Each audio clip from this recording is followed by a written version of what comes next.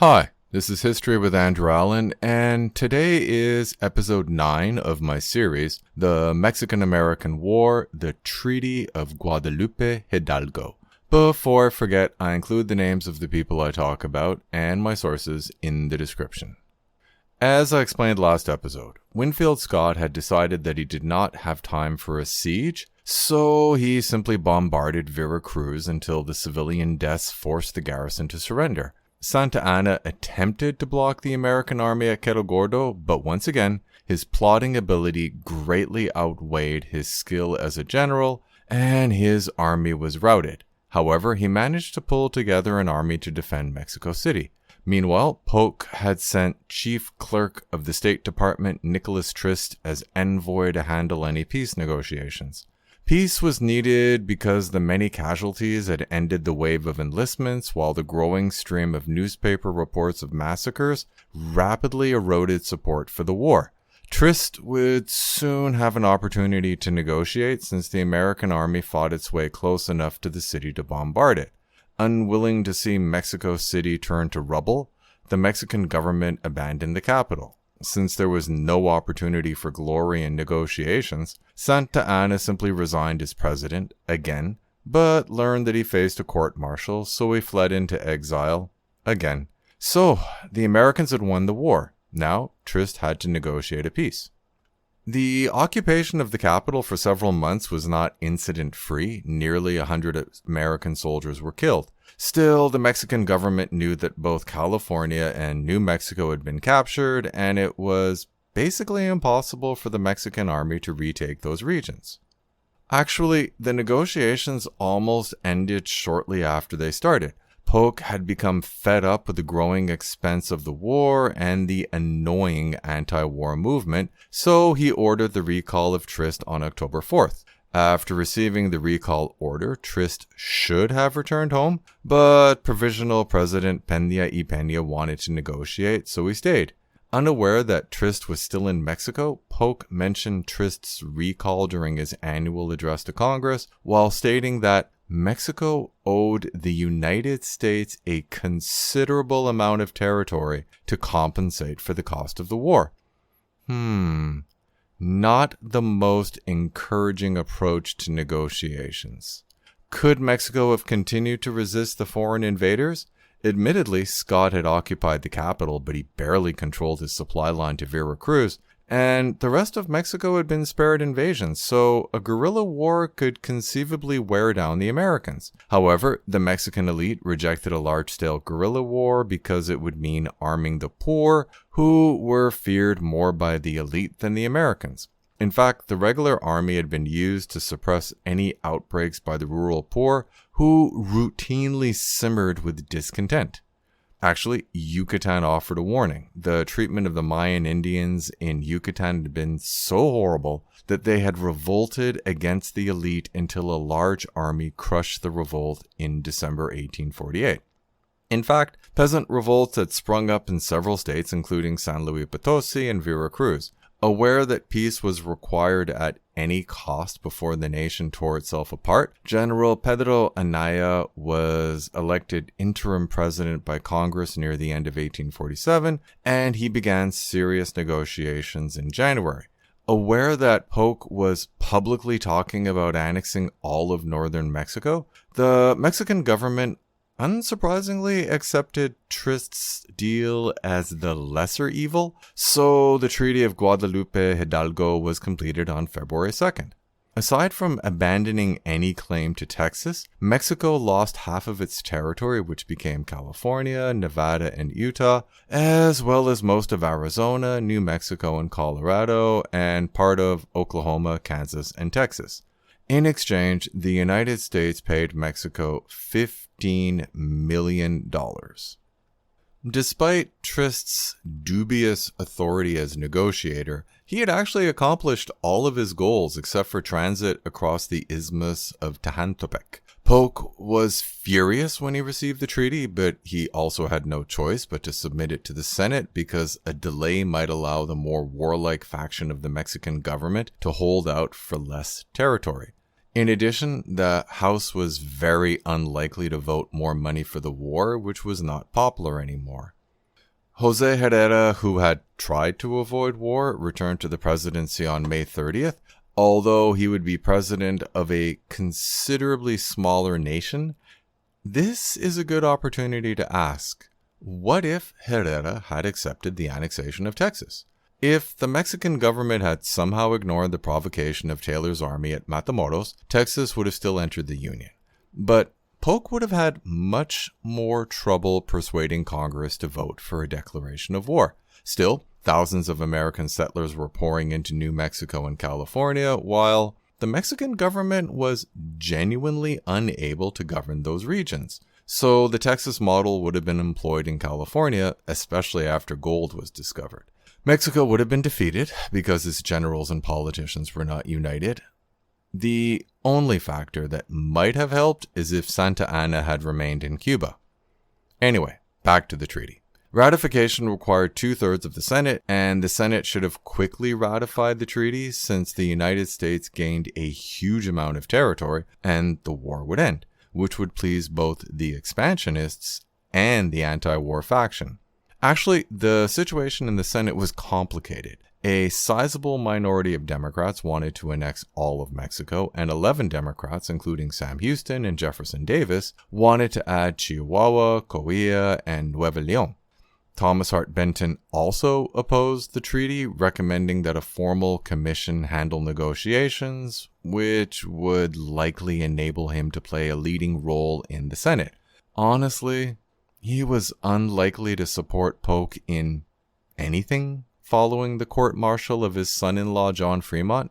In the end, the treaty passed along sectional lines supported by 26 Democrats and 12 Whigs, and opposed by 7 Democrats and 7 Whigs on March 10th. Sent to Mexico, the treaty passed by a narrow margin in the Chamber of Deputies, but by 33-4 in the Senate on May 19th. So, now that the war was officially over, what happened next? Trist may have brought peace, but he had earned Polk's hatred. The president refused to give him credit for the treaty and even refused to give him his back pay for the time in Mexico, so Trist would struggle to stay out of poverty. The 90,000 Mexicans and the many more natives in the new American territory did not benefit from the change in nationality. Mexicans were supposed to become American citizens and keep title to their lands, but many Mexicans lost their lands because they did not speak English or understand the new legal system. Also, land titles were often not precise and were written in Spanish, which made it hard to defend them in court. The tribes in the region were not granted citizenship or property rights, and the new American settlers basically drove them from their lands, not even giving them reservations. It is interesting that there were limits to even Polk's expansionism. He was willing to buy Cuba, and he would act if a maritime power like Britain or France gained control, but otherwise he left it alone. Learning that fervent expansionists like John Sullivan were advocating that soldiers returning from Mexico detour in Cuba and follow Fremont's example in California, Polk told Secretary of War Marcy to issue clear, firm orders to the troops in Mexico to abandon any plans for Cuba. Well, the war was over and there would be a presidential election soon. So, who would be the Whig candidate? Taylor's main strength had been that he was the only viable candidate, even though he had yet to reveal his politics. The obvious alternative was Henry Clay, but he had made a speech in November where he attacked the president and his fellow Whigs who had voted for the war and demanded that the United States refuse to annex Mexican territory because it would increase the number of slave states. He knew that the speech would likely cost him the presidential nomination, but he wanted to end the war. Clay had never taken the easy path before, and the death of his son at the Battle of Buena Vista gave him a genuine desire to oppose the war. Daniel Webster should have had a chance, but he ran a bad campaign and had lost much of his support for his decision to remain in Tyler's cabinet when Tyler basically abandoned the Whigs to become an independent. The main problem for Taylor was actually Taylor. Basically his public insistence that he would only run as a nonpartisan candidate. Whigs understandably wanted a candidate who was a Whig, so Taylor finally announced in April that he was a Whig. During the Whig convention, Taylor won on the fourth ballot with 171 votes against 60 for Winfield Scott, 35 for Clay, and 14 for Webster. Taylor had had the good fortune to run in a period when people were tired of the same old names and new candidates had not yet emerged. When the Democrat convention started in late May, Polk was not a candidate.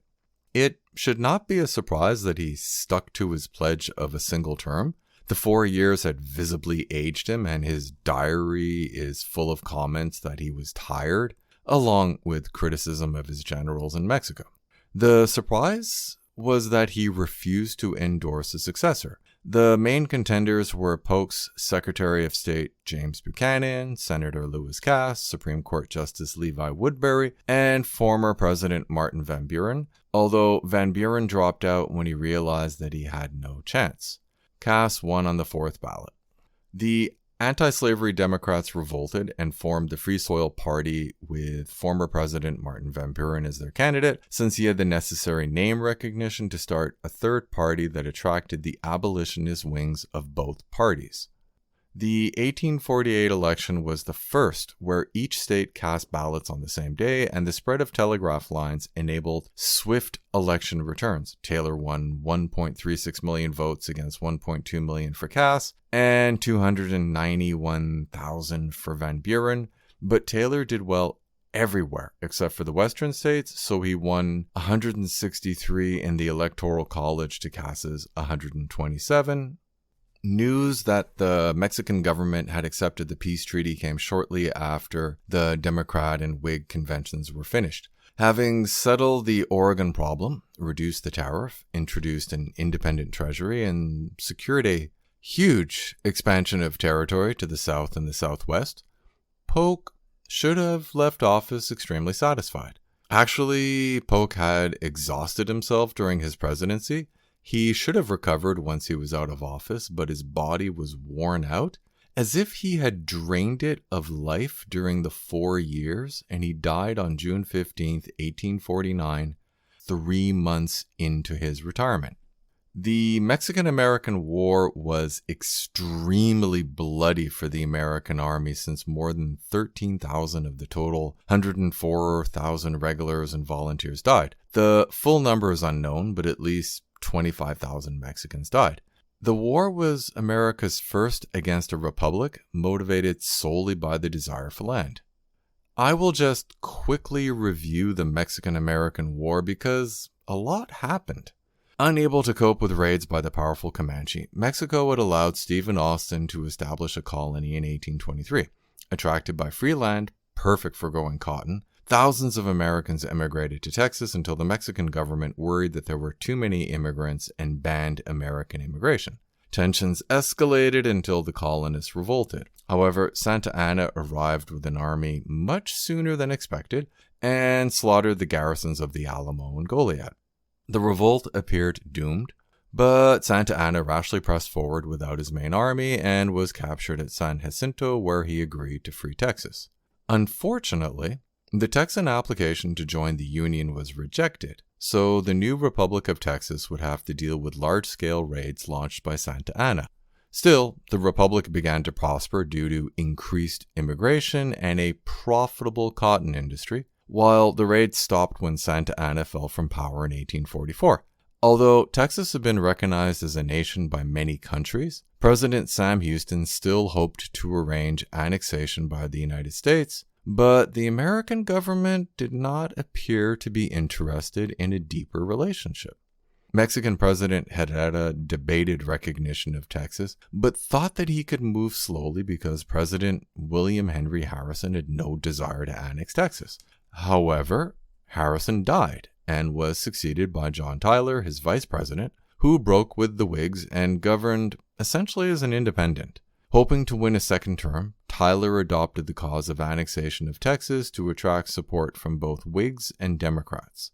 The support did not materialize, but annexation became the dominant issue in the 1844 election, when former President Martin Van Buren publicly renounced support for annexation Andrew Jackson pulled his support from his former vice president and backed James Polk, who won the election on a promise to annex Texas.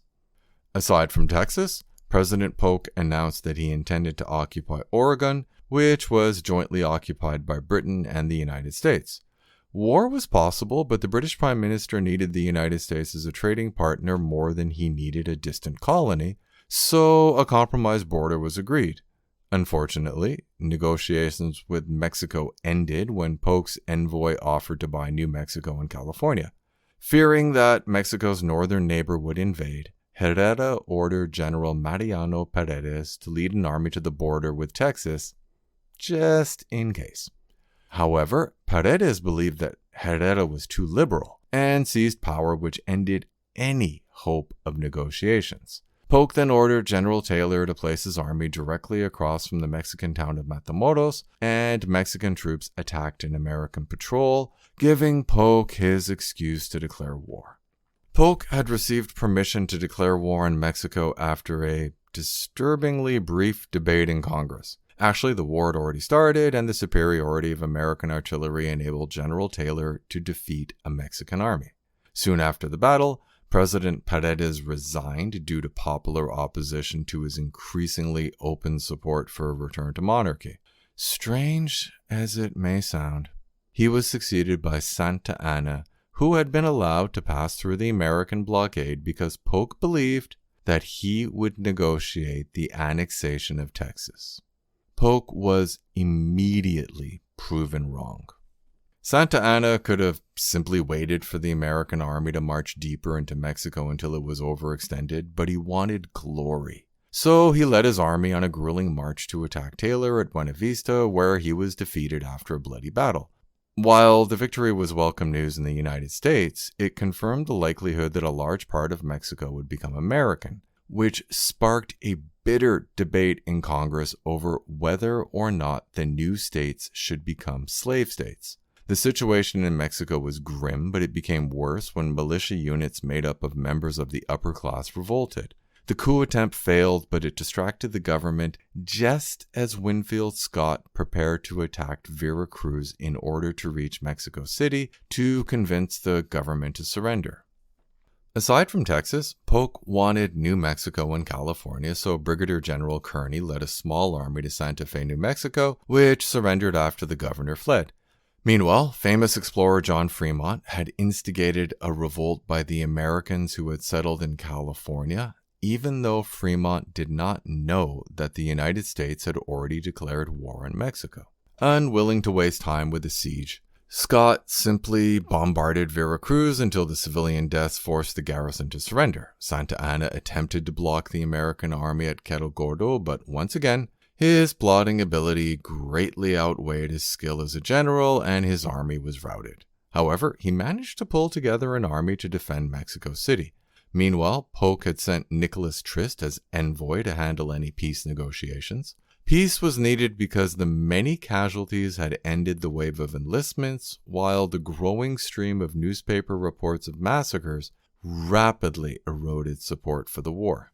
When the American army fought its way close enough to Mexico City to bombard it, the government abandoned the capital. Since there was no opportunity for glory in negotiations, Santa Anna simply resigned as president, again, but learned that he faced a court-martial, so he fled into exile, again.